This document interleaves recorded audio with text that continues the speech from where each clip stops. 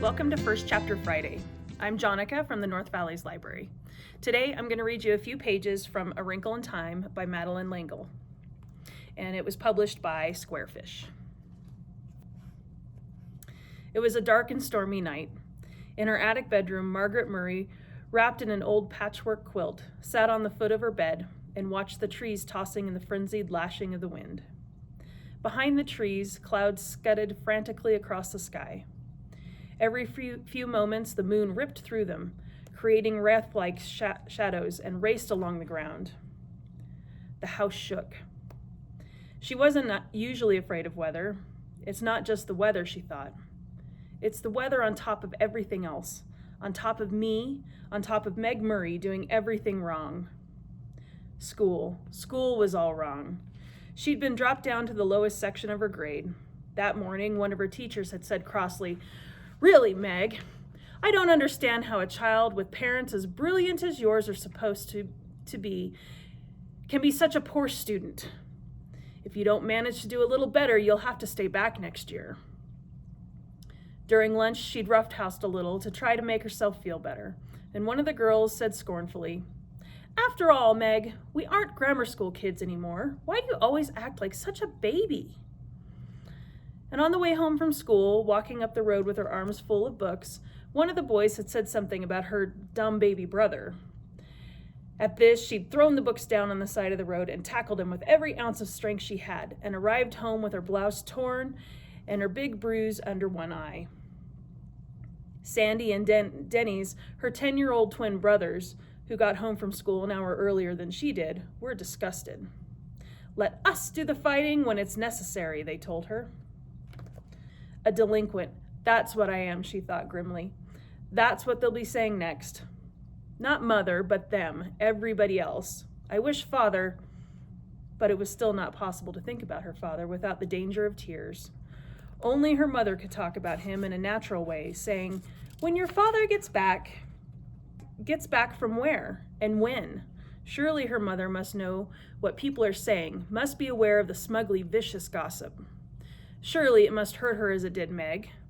But if it did, she gave no outward sign. Nothing ruffled the serenity of her expression.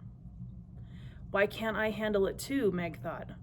Why do I always have to show everything? The window rattled madly in the wind, and she pulled the quilt close about her. Curled up on one of her pillows, a gray fluff of kitten yawned, showing its pink tongue, tucked its head under again, and went back to sleep. Everybody was asleep. Everybody except Meg. Even Charles Wallace, the dumb baby brother, who had an uncanny way of knowing when she was awake and unhappy, who would come so many nights tiptoeing up the attic stairs to her. Even Charles Wallace was asleep. How could they sleep? All day on the radio there had been hurricane warnings.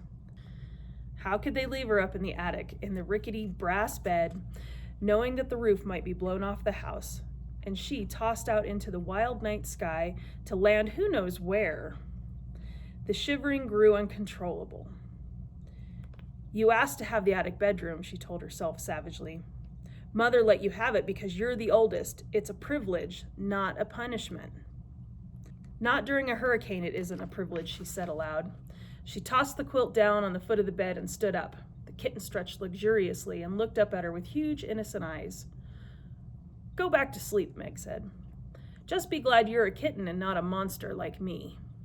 She looked at herself in the wardrobe mirror and made a horrible face, bearing a mouthful of teeth covered in braces. Automatically, she pushed her glasses into position, ran her fingers through her mouse brown hair so it stood wildly on end, and let out a sigh almost as noisy as the wind.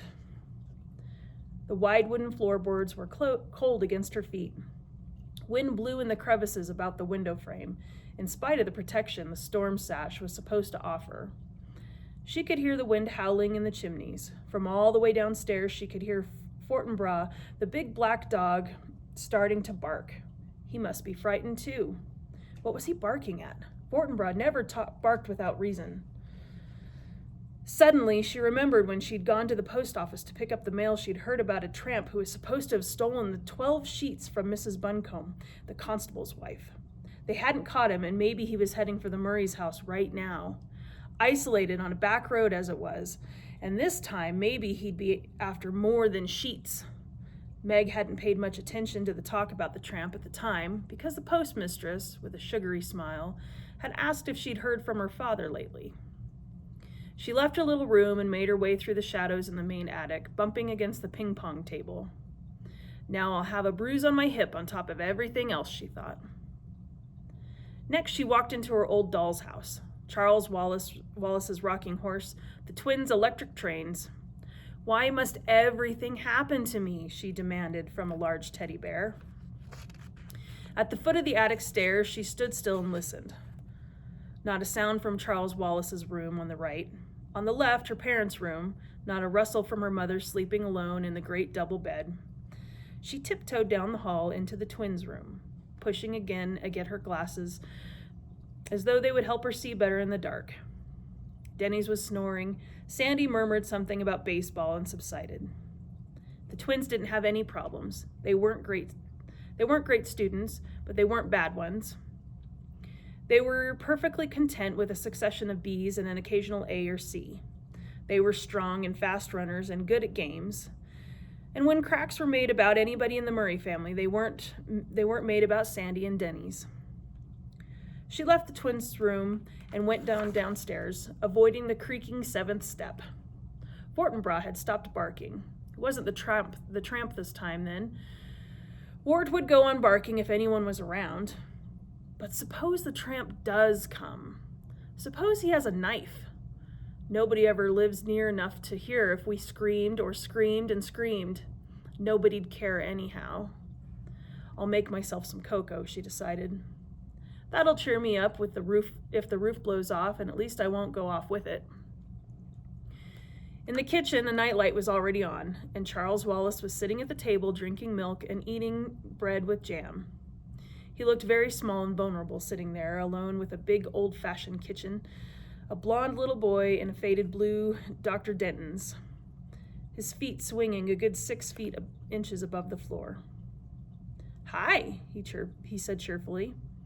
"I've been waiting for you." From under the table where he was lying at Charles Wallace's feet, hoping for a crumb or two, Fortinbras raised his slender dark head in greeting to Meg, and his tail thumped against the floor. Fortinbras had arrived on their doorstep, half-grown puppy, scrawny and abandoned, one winter night. He was, Meg's father had decided, part Llewellyn setter and part greyhound, and he had a slender dark beauty that was all his own. "Why didn't you come up to the attic?" Meg asked her brother, speaking as though he were at least her own age. "I've been scared stiff." "Too windy up in that attic of yours," the little boy said. "I knew you'd be down. I put some milk on the stove for you. It ought to be hot by now." How did Charles Wallace always know about her? How could he always tell? He never knew or seemed to care what Denny's or Sandy's were thinking. It was his mother's mind and Meg's that he probed with frightening accuracy. Was it because people were a little afraid of him that they whispered about the Murray's youngest child, who was rumored to be not quite bright? "I've heard that clever people have often subnormal children," Meg once overheard. The two boys seemed to be nice, regular children, but that unattractive girl and the baby boy certainly aren't all there. It was true that Charles Wallace seldom spoke when anybody was around, so many people thought he'd never learn to talk. And it was true that he hadn't talked at all until he was almost 4. Meg would turn white with fury when people looked at him and chuckled, shaking their heads sadly. "Don't worry about Charles Wallace, Meg," her father had once told her. Meg remembered it very clearly because it was shortly before he went away. "There's nothing the matter with his mind. He just does things in his own way in his own time. I don't want him to grow up to be dumb like me," Meg had said. "Oh, darling, you're not dumb," her father answered. "You're like Charles Wallace. Your development has to go at its own pace. It just doesn't happen to be the usual pace." "How do you know?" Meg had demanded. "How do you know I'm not dumb? Isn't it just because you love me?" "I love you, but that's not what tells me. Mother and I have given you a number of tests, you know." Yes, that was true. Meg had realized that some of the games her parents played with them were tests of some kind. and that there had been more for her and Charles Wallace than the twins. IQ tests, you mean? Yes, some of them. Is my IQ okay? More than okay. What is it? That I'm not going to tell you, but it assures me that both you and Charles Wallace will be able to do pretty much whatever you like when you grow up to yourselves. You just wait till Charles Wallace starts to talk. You'll see. So those were the first few pages of A Wrinkle in Time. If you enjoyed this first bit, you can find this book available on our Overdrive collection and also for checkout via holds at our express services at limited libraries. If you'd like more information about that service, please visit our library website. Thank you so much for watching.